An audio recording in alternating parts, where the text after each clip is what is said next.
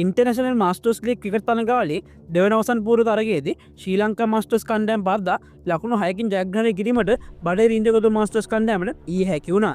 මේ ජයත් සමග 2025 masters league cricket තරඟාවලියේ අවසන් මහා තරගයේ සුදුසුකම් ලබා ගැනීමටද බටහිර ඉන්දියා ගොඩ මාස්ටර්ස් කණ්ඩායමට හැකි වුණා.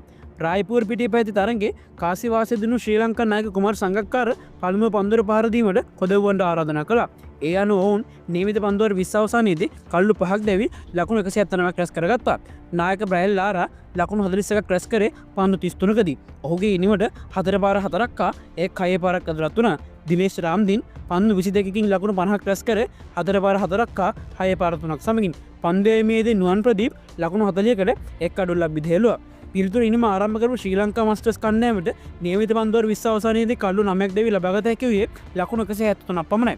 පුදකලා ඉනිමක නිරත වෙමින් ශ්‍රී ලංකා කණ්ඩායම ජයග්‍රාහී ඉලක්කයේ ආසන්නයට ගෙන ගිය අසෙල්ලි ගුණරත්න පන්දු 42කින් ලකුණු 60ක් රැස් කරේ 4 පාර 7ක් හා 1 6 පාරක් සමගින්.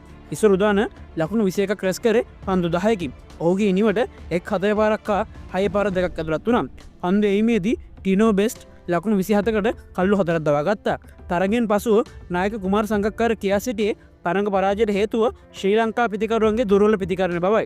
සංඝා තවදුරටත් කියා සිටියේ ටොස් එක දිනලත් අපි අද බෝල් කරන ගත්තේ රාත්‍රී පින්න නිසා පිච් එක පිතිකරුවන්ට වාසිදායක වෙයි කියලා හිතලා. ඒත් අපි හිතපු දේ අද උනේ නෑ. මං හිතන්නේ අපි අද හරියට ඉවසීමෙන් ක්‍රීඩා කරේ නෑ. ඒකයි අපේ පිතිකරුවන් ඉක්මනට දැවි ගියේ. අනික බටහිර ඉන්දියා කොද පන්දෙවන්න අද හොඳට පන්දෙව්වා. ඔවුන්ට අනිවාර්යෙන් අද ප්‍රශංසාව හිමි වෙතුයි සංඝ ප්‍රකාශ කර සිටියා. මේ ජයත් සමග ඉන්දියා මාස්ටර්ස් කණ්ඩායමට එරෙහිව අවසන් මහා තරගයේ ක්‍රීඩා කිරීමට බටහිර ඉන්දියා කොද කණ්ඩායමට අවස්ථා හිමි වුණා. ඒ අනුව ඉන්දියා මාස්ටර්ස් කණ්ඩායම හා බටහිර ඉන්දියා කොද මාස්ටර්ස් කණ්ඩායම අතර අවසන් මහා තරගයේ රායපූර් පිටියේදී මාර්තු 16 වෙනි ඉරිදා රාත්‍රී 7:30ට ආරම්භ වෙනවා.